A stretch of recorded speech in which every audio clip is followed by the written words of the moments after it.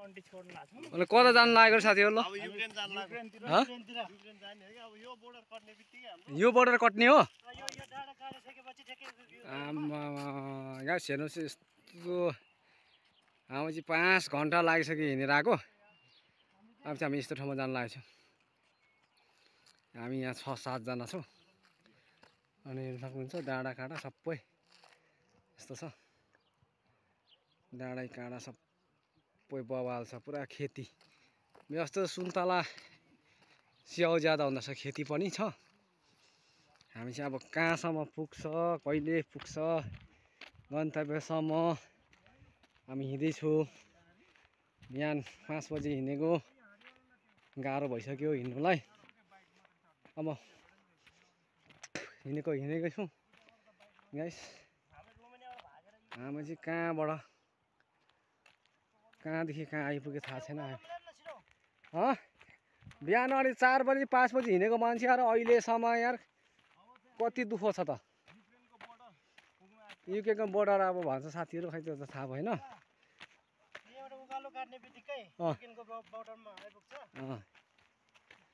उकालो छ खै अब यो नेपाल जस्तै छ के हो नेपाल जस्तो नेपाल भन्दा नि धेरै पहाड छ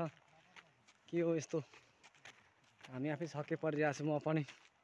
गलेर मान्छेको पुरा घोडागाठा दुखिसक्यो हाम्रो दाइ पनि पुरा जुत्ता फाटिसक्यो भन्दैछ हैन अब गर्मी छ बर्डरमा पुग्नलाई त साह्रै गाह्रै भयो भएन बर्डरसम्म चाहिँ पुग्ने भनेर हामीले आज साथीहरू पनि आएको छ भन्छ त्यहाँ अब यहाँ चाहिँ हेर्न सक्नुहुन्छ यस्तो के गर्ने साथी हो जिन्दगीमा दुःख भनेको सङ्घर्ष भनेकै गर्नुपर्छ हैन यस्तै हो गाह्रो छ जिन्दगीमा के गर्ने पैसाको लागि दौडिएछ सबैजना के गर्नु हैन के हाम्रो दाइ के भन्नु चाहनुहुन्छ अनि अब रोमानियामा त्यति साह्रो कमाइ समय भएन हजुर त्यही भएर अब युक्रेनतिर लाग्ने हैन लाग्ने अवस्था हैन त्यही तर्फमै लाग्दैछु हामी हैन त्यही छु गाइजहरु अरु पनि त्यसो आउने इच्छा चाहना छ भने त्यसो हामीले सम्पर्क गर्नु होला गाडीको प्लेनको यात्रा छैन हिँडेर यात्रा गर्ने हो त हिँडेरै पुग्छ भने त के गर्नु हैन हिँडेर नै राम्रो हो बिहान 4 बजी हिँड्ने हैन गाडी र प्लेनमा यात्रा गर्ने भन्दा नि हिँडेर हाम्रो बिहान कति बजी हिँडेको हुन्छ नि त बिहान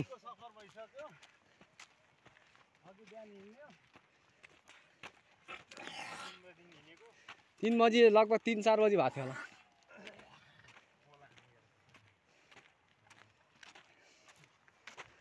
गले हो साइली आए गाह्रो छ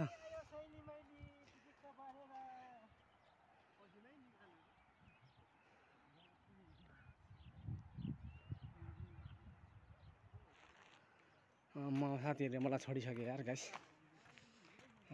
मलाई चाहिँ पुरा यो खुट्टा चाहिँ दुख्यो कि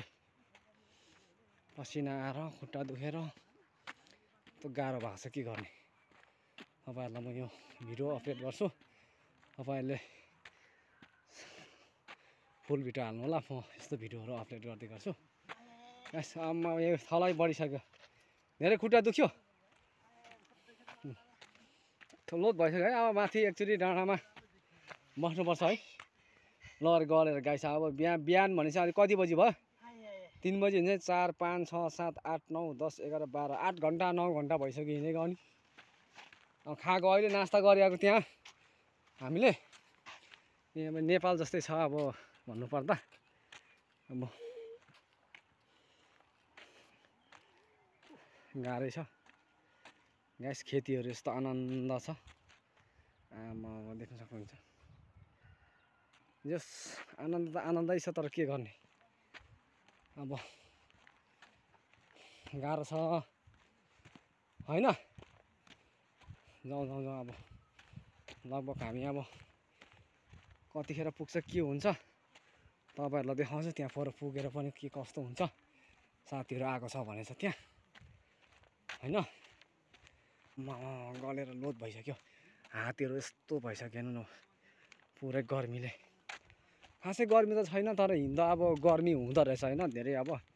हिँड्दा चाहिँ अब कस्तो हुँदो रहेछ भने अब धेरै सेसे अब सास बढ्ने उकालो छ नि त त्यही भएर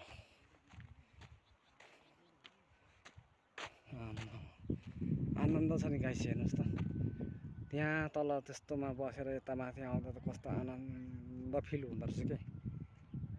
अब हामी नेपालमा त आनन्दमा बस्ने बानी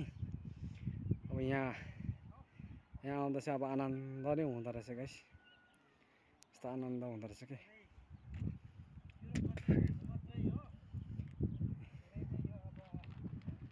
यस्तो छ गाइस के गर्ने लो कता हो हाम्रो उतै हो हिँड्नु हिँड्नु हिँड्नु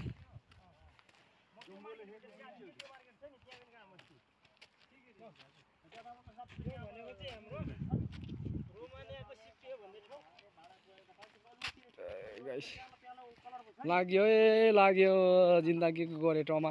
के गर्ने हो छोडिदिनु यार के छ र जिन्दगीमा ल साह्रै हामी चाहिँ यहाँ पिसाब आएर पिसाब गर्ने तर्खरमा लागेको त होइन ल अहिलेलाई यति नै अब नेक्स्ट भिडियोमा